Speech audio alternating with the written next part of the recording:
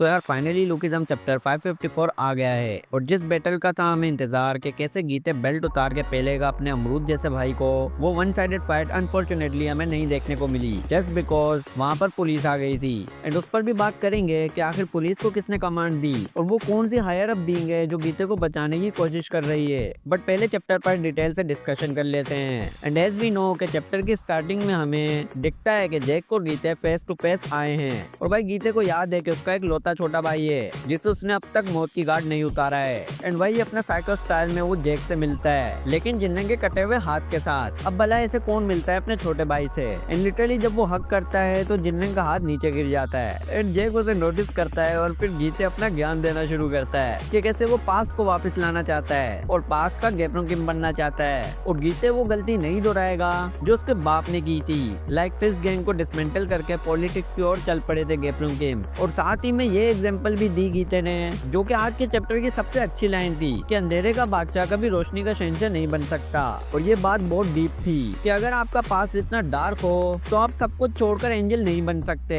And ये तो Newton का थर्ड लॉ भी है कि every action has equal opposite reaction. Like गैप्रो किम भले ही अच्छे इंसान होंगे but we don't know about him. हमें जो दिखाया गया है उसके अकॉर्डिंग हमें सिर्फ इतना ही पता है कि वो दूसरों को प्रोटेक्ट करने के लिए फाइट करते थे। एंड दूसरी ओर हमें ये भी पता है कि उनके बहुत सारे नाजायज बच्चे भी थे, मतलब कि बंदा फुल ठरकी भी था। बट गैप्रो किम पर डिटेल डिस्कशन फिर कभी करेंगे।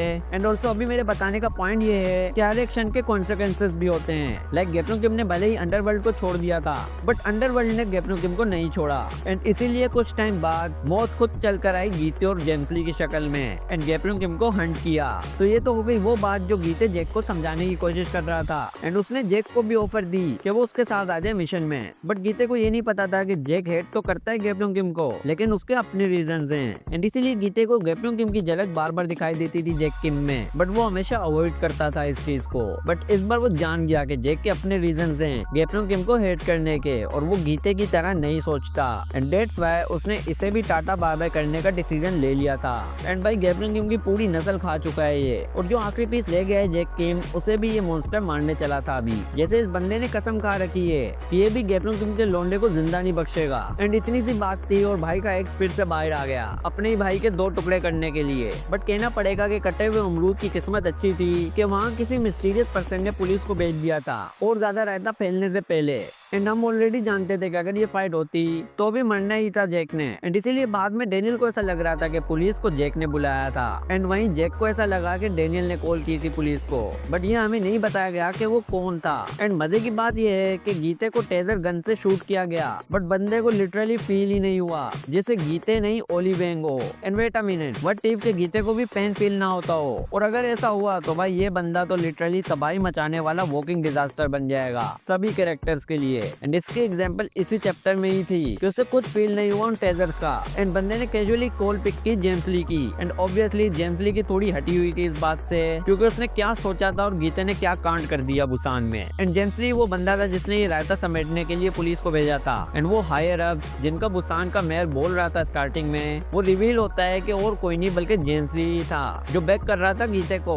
और प्रिजन में जाने के बजाय ये लसन चौड़े में बोलता है कि उसे शोर ले चलो। एंड वो सारा कांड जो इसने किया था अब तक उस पर जेम्स ली पीछे से पर्दा डाल देता है। एंड डेनियल और जैक को हॉस्पिटल में ही पता चलता है कि ये कांड कवर करने के लिए किसी ने न्यूज चैनल को मिस इन्फॉर्मेशन दी है। एंड वो सारा फॉल्ट जिनरिंग की गैंग पर ही डाल दिया गया है और ये बताया गया है कि जिनरिंग की गैंग में ही कोई कॉन्फ्लिक्ट हुआ था जिसके चलते उनकी आपस में ही मतभेद हो गई और वो लड़ पड़े जिसके चलते बहुत तबाही हुई और आग लग गई वगैरह वगैरह। एंड ऑब्वियसली अब ये देखकर डेनियल की तो जलनी ही थी कि बीसी उसके सामने इतनी बेरहमी से जिनरिंग का हाथ काट दिया गया और यहाँ मीडिया मिसलीड कर रही है लोगों को। एंड देन यही जैक और डेनियल को फाइनली समझ आ गया कि गीते के पीछे वाकई में किसी हरामी किस्म के बंदे का हाथ है जो कुछ भी हो जाए बट गीते को फंसने नहीं देगा। एंड वहीं हमें फाइनली जेम्स ली की अपीनियंस देखने को मिलती है और ये ढीला पूरी आर्क में या तो नंगा सोफे में बैठा रहा है या फिर ड्रिंक करता रहा है और कोई काम ही नहीं था इसका। उधर गीते सबकी तोड़े जा रहा था और यहाँ पर ये प्लानिंग पर प्लानिंग कर रहा था।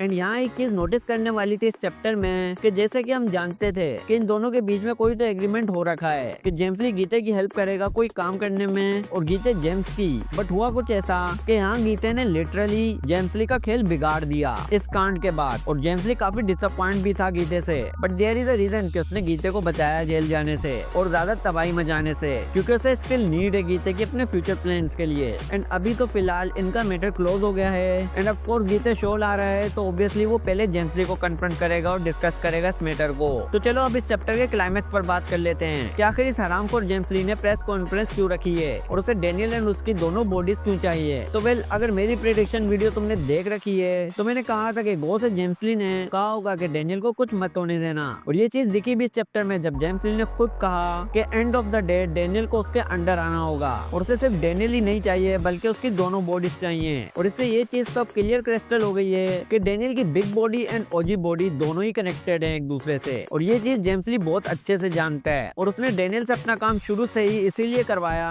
बिकॉज वो ब्लैकमेल करता रहा डेनियल को कि वो उसे दो बॉडीज का राज बताएगा एंड बदले में डेनियल उसकी हेल्प करे। बट अब जब डेनियल अगेंस्ट चला गया है उसके, तो ऑब्वियसली डेनियल को मिलेगा बाबा जी का टुल्लू, और जेम्स ली इन इन्फॉर्मेशन से कुछ तो बवाल करने वाला है। एंड काफी ज्यादा चांसेस है कि इस प्रेस कॉन्फ्रेंस में जेम्स ली कुछ तो ऐसा रिवील करने जा रहा है जो डेनियल को अफेक्ट करेगा। लाइक वो दो बॉडीज के बारे में दुनिया को बता सकता है। बट सच कहूँ तो ऐसा करने पर क्रिस्टल चोई भी खतरे में पड़ सकती है, और अगर जेम्स ली ट्रूली चार्ज हुई है तो वो ये डिसीजन नहीं लेगा जिससे क्रिस्टल भी खतरे में पड़े। एंड आई नो आप में से बहुत से लोग ऐसा बोलेंगे कि पास्ट ऑफ शिरोनी में जब गन के सामने चार्ल्स सोई ने नाक रगड़ी थी तो वो लिटरली क्रिस्टल की जान लेने को तैयार था, तो ये टू बॉडीज का राज बताने से उसे कुछ खास फर्क नहीं पड़ेगा। बट सच कहूँ तो आई डोंट थिंक सो कि जेम्स ली करेंटली ऐसा कुछ करने वाला है, बट हू नोस के पीटीजे ऐसा कुछ कर भी दे। बट इस टॉपिक पर डिटेल से डिस्कशन करेंगे अपनी प्रेडिक्शन वीडियो में कि आखिर जेम्स ली का नेक्स्ट प्लान क्या है, बिकॉज ये बंदा लिटरली आइजन है, या फिर अगर ऑल टाइम हरामी मास्टरमाइंड विलेंस की लिस्ट निकली तो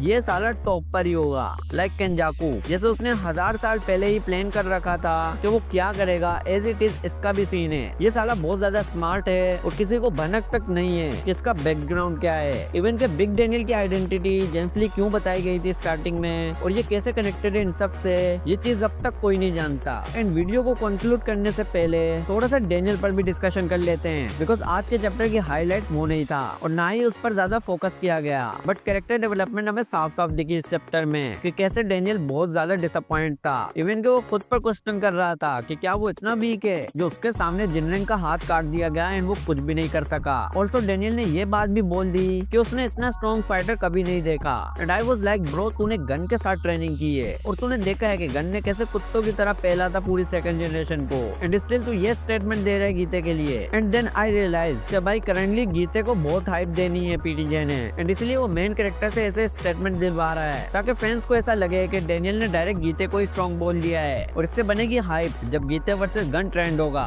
एंड दैट्स व्हाई गीते प्रिजन में नहीं गया, बिकॉज उसके पापा के जानी दुश्मन का लोंडा भी प्रिजन में ही है। और अगर उसे पास लाना है और यामाजाकी वाला दौर भी चाहिए जिसमें सिर्फ खून खराबा होता था, तो उसे वो सब कुछ प्रिजन में ही मिल सकता है जहाँ गन बैठा हुआ है। बट गन से अभी पीटीजे नहीं चाहता कि गीते भिड़े, एंड दैट्स व्हाई जेम्स ली की सोर्स चली और गीते बाहर है इतना सब कुछ करने के बाद भी। सो फाइनली अब हमें डेनियल के अंदर भी कुछ चेंजेस देखने को मिलेंगी, एंड आई होप कि आगे से वो हमें लूजर डेनियल देखने को ना मिले जो हर फाइट में हार जाया करता था एंड उसे यूआई की नीड होती थी। आज की वीडियो को यही रैप अप करते हैं, और अगर वीडियो पसंद आई है तो लाइक करो, चैनल को सब्सक्राइब करो। मिलते हैं नेक्स्ट वीडियो में, टिल देन गुड बाय। टूटे थे कहने दो बातें हमारी वो सारी जो कहनी थी तुमसे सभी, बहने दो आंसू ये यादों में तेरी, क्यों ना सुनी किसी ने भी हमारी दास्तां।